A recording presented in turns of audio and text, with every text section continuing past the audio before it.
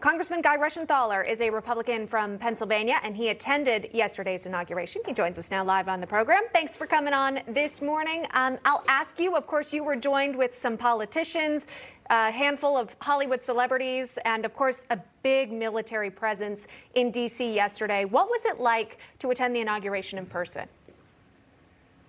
Well, Emma, first off, thanks for having me on, and as always, just call me Guy. Sure. But yesterday's inauguration, it was historic. It was an inauguration transfer of power, so I'm glad I was there. But I can tell you that the hypocrisy ran deep, and you saw that with the walls around Washington, D.C. and the Capitol complex. And let me explain that.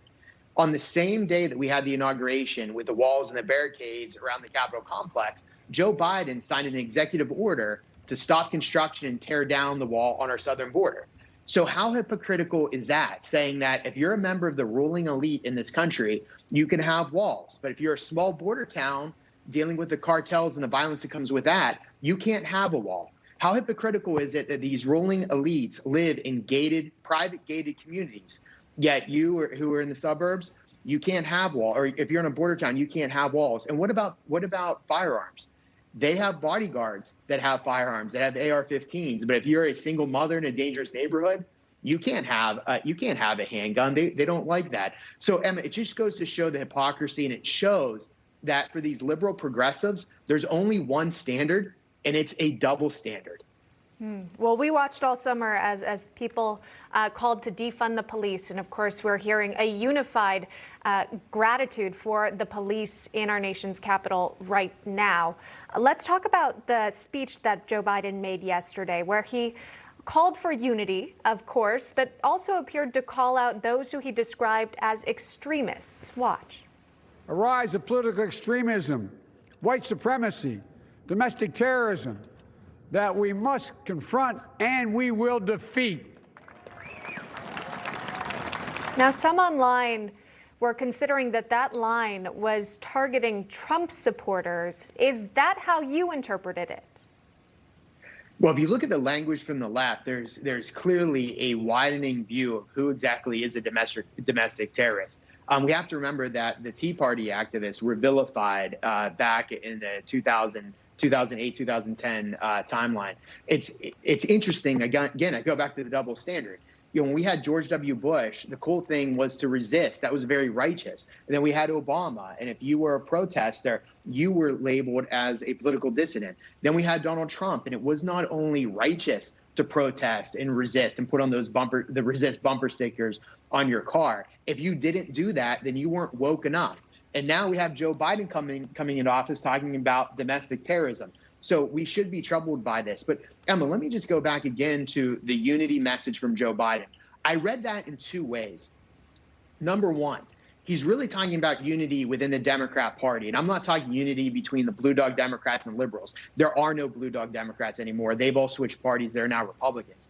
He's really talking about unity between the liberals and the socialists, between the old school hardcore leftist Democrats and the new woke Democrats that are coming in. That's the unity Joe Biden wants. And when he's talking about unity for the general public, he really means conformity. If you don't conform to their wokeness, if you don't exude their talking points or their values, then you're canceled. And just in the clip that you were playing before I came on, talking about President Trump being kicked off Twitter and Facebook permanently, that's going to happen to all of us. They're going to try to cancel anyone who doesn't comply, who doesn't, quote unquote, unify behind Biden-Harris. This is a real threat to our public discourse. It's a threat to our democracy. And the fact that people are not talking about it is very troubling to me, Emma. Well, what you're saying sounds very scary. What you're alleging could happen is very scary because you would want Americans to express their views, even if they are different, and be able to do so because of the First Amendment. But I want to show you what's happening on YouTube for the White House account, where they are not allowing anyone to comment on the inauguration video. In fact, they've just completely shut it down. So even if you were going to say, this is the best day ever, congratulations, Joe Biden, you wouldn't be able to. Or if you were to criticize the president, of course, you wouldn't be able to either. Is that the direction you think this administration is heading? We're already on the track. Not only is this the direction, we're already on this path. So just as Biden Harris wouldn't allow individuals to comment on the posts on YouTube, they don't want major networks to have a platform, right? They took off Parler because it was a place where it was a platform they couldn't control, where people came to have open, free discussions. They don't want Comcast and Verizon to carry Newsmax. They're already calling for that. They've come out and they've shadow banned political officials. I believe I've been shadow banned. If you look at the data, they certainly did not allow me to retweet an article from the New York Post, the oldest newspaper in the United States. So we've already gone down this road, Emma. It's a question of how long can they get away with it? Will we stand up and say, look, we want freedom of speech. We want a robust discussion. And the way you combat speech that you don't agree with is not to shut that speech down. That's what you see in places like communist China and in Red Russia. The way that Americans in a free state deal with speech that we don't like is we have more speech, and we drowned out the speech we don't agree with the speech that we do agree with. Biden Harris in this new liberal progressive wing in the party, they don't want that. They want cancel culture, and they want to silence anybody that doesn't, not only people that disagree with them, but those that just don't evoke the woke culture and the woke talking points that they want. It's got to that point, Emma, and we should all be very concerned about it. Well, that's a fair question that I would like to ask the now current press secretary, Jen Psaki. And she was asked this question last night from a reporter saying that President Biden promised to end all new oil and gas leasing on federal lands when he was a candidate.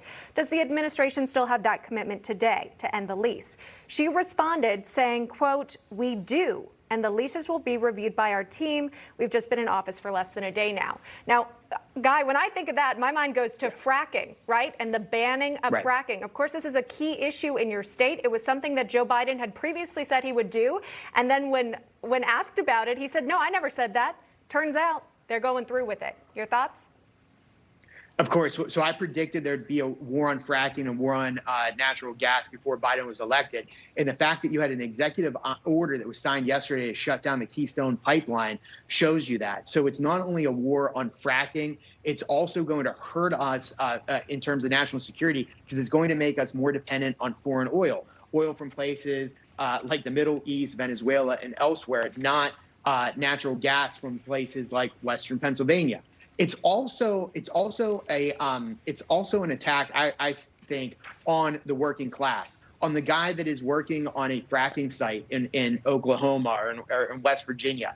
They don't like those individuals. This has really become almost a class warfare between the Zoom class, the smug liberal who sits at home on Zoom calls all day, and those that actually work for a living, those that get a shower after work. They have a disdain for people who work for a living. If you shop at Walmart, if you go to eat at Cracker Barrel, if you enjoy hunting with your kids, if you go to church on Sunday, they have disdain for you, Emma, and we're seeing more of this. So it's an economic and a cultural war that Joe Biden is now launching. And these executive orders he signed yesterday, it's just the start of it. That is Congressman Guy Reschenthaler of Pennsylvania joining us on the program this morning, Congressman. As always, we appreciate it. Take care.